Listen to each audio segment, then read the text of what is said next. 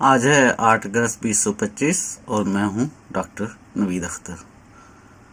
हम Punjab text book board की math 11 की न्यू बुक को पढ़ रहे हैं। इसके यूनिट 1 में कॉम्प्लेक्स नंबर्स को स्टडी कर रहे हैं और आज हम लेक्चर नंबर 5 रिकॉर्ड करने लगे हैं। इस लेक्चर के अंदर हम सीखेंगे कि दो कॉम्प्लेक्स नंबर्स को कैसे डिवाइड किया जाता है और एक्सरसाइज 1.1 का क्वेश्चन नंबर 2 सॉल्व करेंगे। क्वेश्चन 2 के सारे पार्ट्स आज हम सॉल्व करेंगे। लेक्चर को स्टार्ट करने से पहले थोड़ी सी ज़रा गपशप कर लेते हैं। हमारे एक व्यूअर हैं जिन्होंने कमेंट किया है कि हम आपसे सिर्फ थ्योरी और कंसेप्ट वगैरह सीखते हैं, इसलिए आप सिर्फ एक आध क्वेश्चन सॉल्व करवा दिया करें, सारे क्वेश्चन सॉल्व करवाने की ज़रूरत नहीं है। लास्ट लेक्चर में मैंने कहा यह था कि ज़्यादातर व्यूअर्स जो हैं चाहते ये हैं कि हम सारे क्वेश्चन सॉल्व करवाएं, इसलिए मैंने सारे क्वेश्चन सॉल्व करवाए थे। लेकिन इन व्यूअर्स ने आज ये कह दिया है। इसको पढ़ने के बाद मैंने अपने चैनल के स्टैटिस्टिक्स देखे तो देखा ये कि किस एज के लोग हमारे चैनल को व्यू करते हैं। तो 13 से 17 इयर्स वाले 0% हैं, 18 से 24 इयर्स वाले 51.6% हैं एंड सो ऑन। जो लोग मैट्रिक पास करते हैं वो 16 इयर्स एज के होते हैं और उन्हें फर्स्ट ईयर को पढ़ना होता है, यानी फर्स्ट ईयर को स्टडी करने वाले लोगों की एज जो है वो 18 से कम होती है। लेकिन हमारे चैनल्स के व्यूअर्स जो 18 से कम एज के हैं वो 0% हैं। इसका मतलब है कि स्टूडेंट्स हमारे चैनल को बहुत कम देखते हैं। ज़्यादातर देखने वाले लोग जो हैं वो टीचर्स हैं, वो लोग हैं जो एफएससी पास कर चुके हैं और एफएससी की ट्यूशन्स वगैरह पढ़ा रहे हैं। इसलिए उनकी ख्वाहिश यही होती है कि हम सारे क्वेश्चन सॉल्व ना करें, लेकिन इस उम्मीद के साथ कि जल्द ही स्टूडेंट्स भी हमारे चैनल्स को व्यू करना शुरू कर देंगे, मैं सारे क्वेश्चंस ही सॉल्व करवाया करूँगा। आप अपनी राय से हमें कमेंट्स में आगाह करते रहेंगे और हम आपकी राय की रोशनी में अपने चैनल के अंदर मज़ीद तब्दीलियाँ लाने की कोशिश करेंगे। तो स्टार्ट करते हैं आज का लेक्चर। आज हम डिवीजन ऑफ कॉम्प्लेक्स नंबर्स की बात करने लगे हैं। हम देखेंगे कि दो कॉम्प्लेक्स नंबर्स को कैसे डिवाइड किया जाता है। एक्सरसाइज 1.1 के अंदर जो क्वेश्चन नंबर 2 है, इसके फर्स्ट पार्ट में दो कॉम्प्लेक्स नंबर्स को डिवाइड किया गया है, थर्ड पार्ट में भी दो कॉम्प्लेक्स नंबर्स को डिवाइड किया गया है।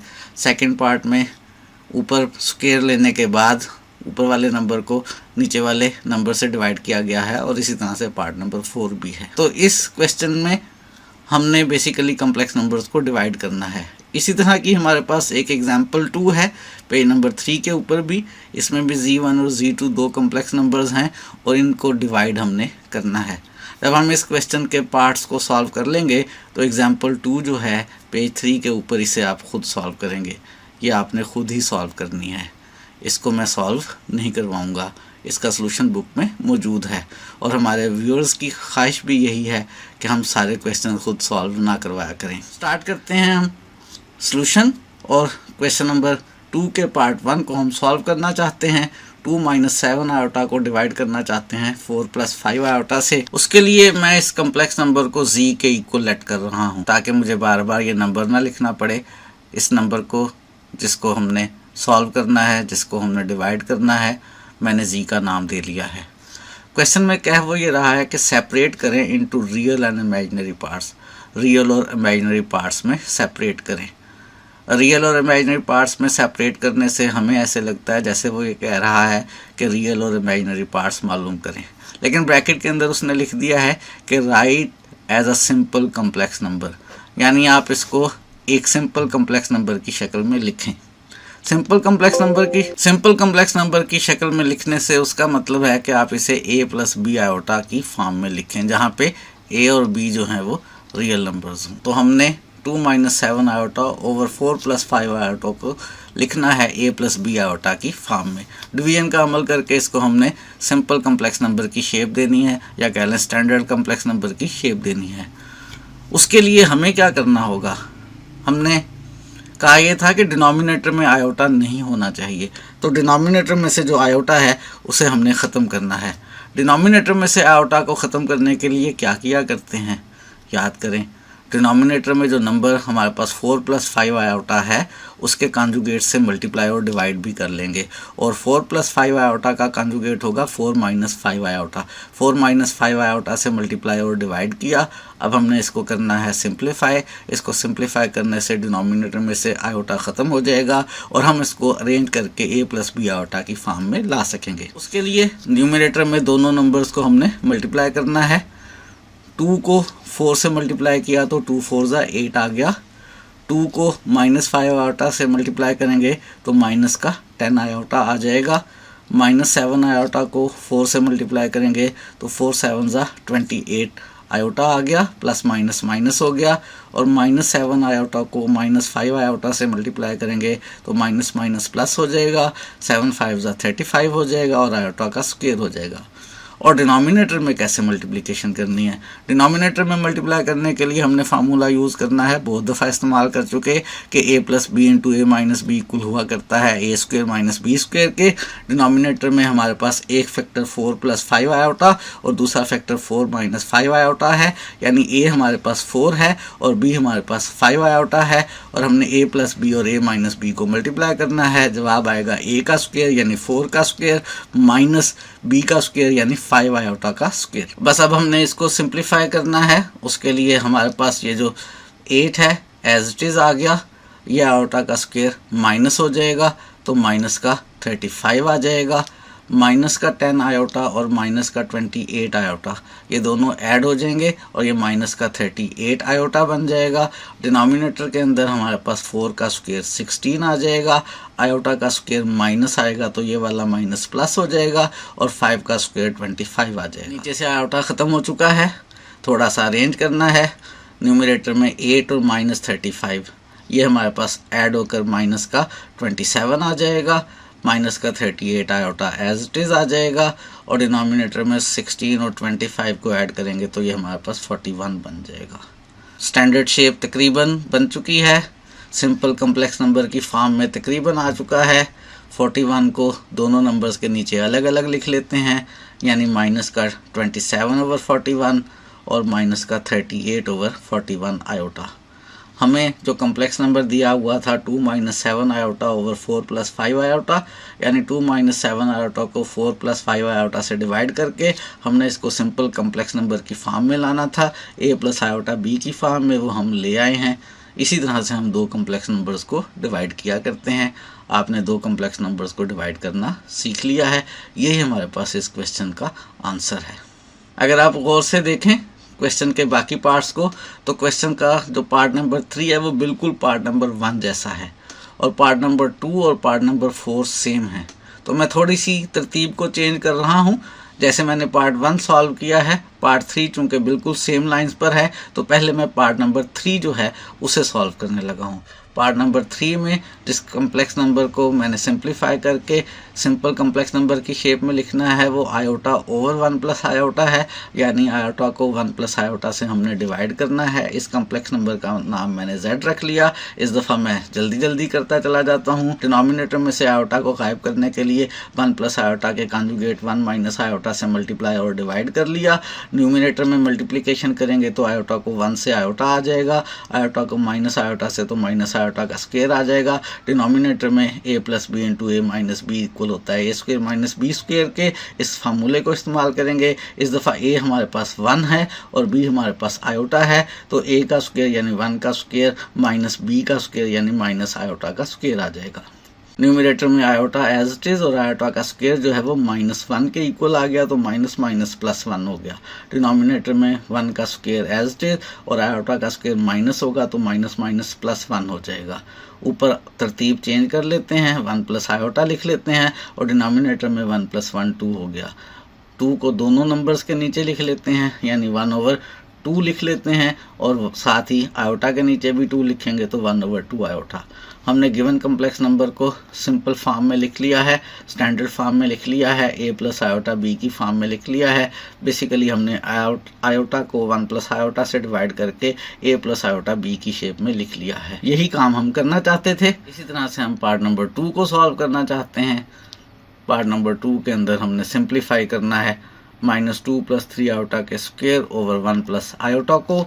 इसको हमने लेट कर लिया कि ये z के इक्वल है और कैसे सिंप्लीफाई किया जाए। ऊपर का स्क्वायर खोल लेंगे और डिनोमिनेटर में से आयोटा को खत्म करने के लिए 1 प्लस आयोटा के कॉन्जुगेट से मल्टीप्लाई और डिवाइड करेंगे। पहले ऊपर का स्क्वायर हल करते हैं। न्यूमरेटर का स्क्वायर एक्सपैंड करने के लिए हम फार्मूला इस्तेमाल करेंगे a प्लस बी के स्क्वायर का। a प्लस बी का स्क्वायर इक्वल हुआ करता है a का स्क्वायर प्लस b का स्क्वायर और प्लस 2ab। इस फार्मूले से हम न्यूमरेटर का स्क्वायर एक्सपैंड करते हैं। हमारे पास इस वक्त a -2 है तो पहले -2 का स्क्वायर आएगा, फिर b 3 आयोटा है, b का स्क्वायर 3 आयोटा का स्क्वायर आ गया, प्लस 2ab में 2a -2 और b 3 आयोटा। ये न्यूमरेटर का स्क्वायर हमने एक्सपैंड कर लिया a प्लस बी के स्क्वायर के फार्मूले से। a प्लस बी के स्क्वायर का फार्मूला मैंने लिख भी दिया है, इसको इस्तेमाल भी कर लिया है। ये आपको खुद से आना चाहिए। अगर आप FSC में फर्स्ट ईयर के स्टूडेंट्स हैं या ICS फिजिक्स या ICS स्टैट कर रहे हैं और फर्स्ट ईयर के स्टूडेंट हैं और आपको a प्लस बी का स्क्वायर एक्सपैंड करना नहीं आता है, तो मेरा मशवरा ये है कि आप मैथ पढ़ना छोड़ दें, मैथ की जगह कोई और सब्जेक्ट रख लें। ये सिंप्लीफिकेशन आपको खुद से आनी चाहिए। नहीं आती है तो या तो बहुत ज़्यादा मेहनत करें और सीख लें, ये वो काम है जो आप प्रीवियस क्लासेस में करते आए हैं। लेकिन अगर अभी भी आपको ये काम सिखाना पड़ रहा है तो फिर आपको मैथ की बजाय कुछ और पढ़ना चाहिए। न्यूमरेटर में स्क्वायर हल कर लिया है हमने। डिनोमिनेटर में जो 1 प्लस आयोटा है, इसमें से आयोटा खत्म करने के लिए इसके कॉन्जुगेट 1 माइनस आयोटा से मल्टीप्लाई और डिवाइड कर लेते हैं। न्यूमरेटर को थोड़ा सा सिंप्लीफाई करते हैं। -2 का स्क्वायर जो है वो हमारे पास 4 आ गया। 3 आयोटा का स्क्वायर माइनस हो जाएगा और 3 का स्क्वायर हमारे पास 9 हो गया, -9 हो गया। इन तीनों को मल्टीप्लाई करेंगे तो प्लस माइनस माइनस हो जाएगा। 2 2 ज़ा 4 3 ज़ा 12 आयोटा आ गया। डिनोमिनेटर में 1 प्लस आयोटा और 1 माइनस आयोटा को मल्टीप्लाई करने के लिए वही फार्मूला। इसमें इस वक्त हमारे पास a जो है वो 1 है और b जो है वो आयोटा है, तो a प्लस बी और a माइनस बी को मल्टीप्लाई करेंगे। a का स्क्वायर यानी 1 का स्क्वायर माइनस b का स्क्वायर यानी माइनस आयोटा का स्क्वायर। और ये वाला जो 1 माइनस आयोटा है ये एज इट इज हमारे पास आ गया।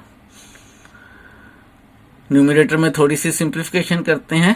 प्लस का 4 और माइनस का 9, ये हमारे पास माइनस का 5 आ जाएगा और हमारे पास ये माइनस का 12 आयोटा एज इट इज आ गया। 1 माइनस आयोटा भी हमारे पास एज इट इज आ गया और डिनोमिनेटर में 1 का स्क्वायर 1 हो जाएगा और आयोटा का स्क्वायर माइनस, तो माइनस माइनस प्लस 1 हो जाएगा, यानी डिनोमिनेटर में हमारे पास 1 प्लस 1 आ गया। न्यूमरेटर में दोनों ब्रैकेट्स को मल्टीप्लाई करते हैं।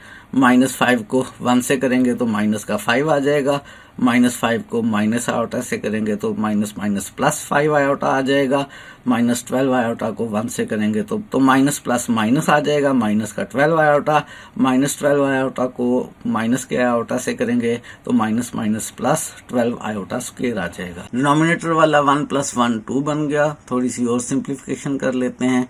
न्यूमरेटर में ये जो आयोटा का स्क्वायर है ये माइनस हो जाएगा, तो माइनस का 12 और माइनस का 5, माइनस का 5 और माइनस का 12 माइनस का 17 हो जाएंगे। प्लस का 5 आयोटा और माइनस का 12 आयोटा, इनको प्लस माइनस करेंगे तो माइनस का 7 आयोटा आ जाएगा और डिनोमिनेटर वाला 2 हमारे पास एज इट इज आ जाएगा। यही हमारे पास आंसर आ गया है। इसको a प्लस आयोटा b की फॉर्म में लिखने के लिए 2 को -17 के नीचे भी लिख लेंगे और -7 के नीचे भी लिख लेंगे। -17 के नीचे लिखेंगे तो -17/2 हो गया और -7 के नीचे लिखेंगे तो -7/2 आयोटा आ गया। a प्लस आयोटा b की फॉर्म आ गई हमारे पास। जो कम्प्लेक्स नंबर हमें दिया हुआ था -2 + 3 आयोटा का स्क्वायर ओवर 1 प्लस आयोटा, उसको हमने सिंप्लीफाई कर लिया है, अरेंज कर लिया है simple complex number a plus iota b की फॉर्म में, या कह लें हमने सेपरेट कर लिया है रियल और इमेजिनरी पार्ट्स में। अगर वो हमसे इस कम्प्लेक्स नंबर के रियल और इमेजिनरी पार्ट्स पूछता तो रियल पार्ट अब आप सिंप्लीफाई करने के बाद बता सकते हैं कि -17/2 है और इमेजिनरी पार्ट बता सकते हैं -7/2 है। लेकिन ऐसा नहीं पूछा था, फिलहाल सिर्फ हमने सिंप्लीफाई करना था। x प्लस आयोटा y की फॉर्म में, a प्लस आयोटा b की फॉर्म में, वो हमने कर लिया है। यही हमारे पास इस पार्ट का आंसर है। आप देख रहे हैं इसी तरह का पार्ट नंबर 4 है। पार्ट नंबर 4 को पहले आप खुद सॉल्व करें और फिर हमारी वीडियो में से इसके सलूशन को देख लें। मैं मशवरा दूंगा आपको कि आप काम खुद किया करें। पेपर में आपको क्वेश्चन खुद सॉल्व करने होते हैं। सिर्फ मेथड देख लेने से मसला हल नहीं होता। जब तक क्वेश्चन खुद ना सॉल्व करें सही बात समझ में नहीं आती है। तो पार्ट नंबर 4 को पहले आप खुद सॉल्व करें, फिर उसके बाद वीडियो में देखें।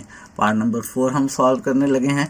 पार्ट नंबर 4 में हमने सॉल्व करना है 4 + 3 आयोटा के स्क्वायर ओवर 4 - 3 आयोटा को, यानी हमने 4 + 3 आयोटा के स्क्वायर को डिवाइड करना है 4 - 3 आयोटा से और आंसर लिखना है a + आयोटा b की फॉर्म में, सिंपल कम्प्लेक्स नंबर की शेप में।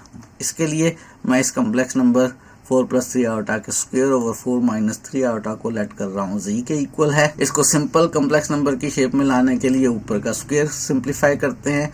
a + b के स्क्वायर का फार्मूला मैंने अभी पहले बताया था, a का स्क्वायर यानी 4 का स्क्वायर प्लस b का स्क्वायर 3 आयोटा का स्क्वायर और plus 2ab 2 × 4 × 3 iota. a + b का स्क्वायर मैंने एक्सपैंड कर लिया है, नीचे वाला 4 - 3 आयोटा एज इट इज, और नीचे से आयोटा खत्म करने के लिए क्या किया करते हैं, बिल्कुल सही कह रहे हैं, 4 - 3 आयोटा के कॉन्जुगेट से मल्टीप्लाई और डिवाइड करते हैं। कुछ लोग रैशनलाइज करना भी कहते हैं, लेकिन ये रैशनलाइज करना नहीं है, ये 4 - 3 आयोटा के कॉन्जुगेट से मल्टीप्लाई और डिवाइड करना है। जब आप कहेंगे ये कि मैंने 4 - 3 आयोटा के कॉन्जुगेट से मल्टीप्लाई और डिवाइड किया है, एक तो आपको याद हो जाएगा कि कम्प्लेक्स नंबर का कॉन्जुगेट क्या हुआ करता है। याद कर लेते हैं कि कम्प्लेक्स नंबर का कॉन्जुगेट क्या होता है, आयोटा का साइन चेंज कर देते हैं। तो 4 - 3 आयोटा का जो कॉन्जुगेट है वो 4 + 3 आयोटा है, उससे मल्टीप्लाई और डिवाइड कर लिया। न्यूमरेटर में जो दो कम्प्लेक्स नंबर्स हैं उनको मल्टीप्लाई करना है, उसके लिए पहले वाले कम्प्लेक्स नंबर को थोड़ा सा सिंप्लीफाई करते हैं। 4 का स्क्वायर हमारे पास 16 आ गया, आयोटा का स्क्वायर माइनस हो जाएगा और 3 का स्क्वायर 9, तो ये माइनस का 9 आ गया और ये 2 × 4 = 8, 3 = 24 आयोटा आ गया। नीचे 4 - 3 आयोटा और 4 + 3 आयोटा को काफ़ी दफ़ा कर चुके हैं, मल्टीप्लाई करेंगे a + b × a - b के फार्मूले से, यानी आंसर a² - b² आएगा। इस वक्त a हमारे पास 4 है और b हमारे पास 3 आयोटा है, तो हमारे पास a का स्क्वायर यानी 4 का स्क्वायर - b का स्क्वायर 3 आयोटा का स्क्वायर आ गया और ये वाला 4 + 3 आयोटा जो है वो एज इट इज़ आ गया हमारे पास। 16 - 9 जो है ये हमारे पास प्लस माइनस होके 7 आ जाएगा, प्लस का 24 आयोटा हमारे पास एज इट इज़ आ गया और 4 + 3 आयोटा हमारे पास न्यूमरेटर में से एज इट इज़ आ जाएगा और डिनोमिनेटर में हमारे पास 4 का स्क्वायर 16 हो गया और 3 आयोटा का स्क्वायर लेंगे तो आयोटा का स्क्वायर माइनस आएगा, वो माइनस इंटू माइनस प्लस हो जाएगा, प्लस का 9 हो गया। ऊपर दोनों ब्रैकेट्स को मल्टीप्लाई करते हैं, 7 को 4 से मल्टीप्लाई किया तो 7 × 4 = 28 हो गया, 7 को 3 आयोटा से किया तो 7 × 3 = 21 आयोटा आ गया, 24 आयोटा को 4 से किया तो 24 × 4 = 96 आयोटा आ गया, हमारे पास 96 आयोटा आ गया और 24 आयोटा को 3 आयोटा से मल्टीप्लाई किया तो हमारे पास 72 आयोटा का स्क्वायर आ गया और डिनोमिनेटर में 16 + 9 जो है वो हमारे पास 25 बन गया। आयोटा का स्क्वायर माइनस हो जाएगा, माइनस का 72 और प्लस का 28, प्लस का 28 और माइनस का 72 प्लस माइनस करेंगे तो माइनस का 44 आ जाएगा हमारे पास और 21 आयोटा और 96 आयोटा, 21 और 96 को ऐड करेंगे तो 117 हो जाएगा, यानी 117 आयोटा, 117 आयोटा और डिनोमिनेटर वाला 25 हमारे पास एज इट इज़। तो बस काम ख़त्म हो गया। हम इसको लिखना चाहते हैं a + आयोटा b की फॉर्म में, उसके लिए 25 को दोनों नंबर्स के नीचे लिख लें, माइनस का 44/25 हो गया और प्लस का 117/25 आयोटा आ गया। ये हमने गिवन कम्प्लेक्स नंबर को a + आयोटा b की फॉर्म में, सिंपल कम्प्लेक्स नंबर की फॉर्म में लिख लिया है, यानी हमने ऊपर वाले नंबर 4 + 3 आयोटा के स्क्वायर को 4 - 3 आयोटा से डिवाइड किया है और फाइनल हमारे पास कम्प्लेक्स नंबर आ गया है -44/25 प्लस 117/25 आयोटा। आज के लेक्चर में हमने दो कम्प्लेक्स नंबर्स को डिवाइड करना और सिंप्लीफाई करके उनको a + आयोटा b की फॉर्म में लिखना सीखा है। आज के लिए इतना ही रखते हैं, मज़ीद चीज़ें सीखेंगे आने वाले दिनों में।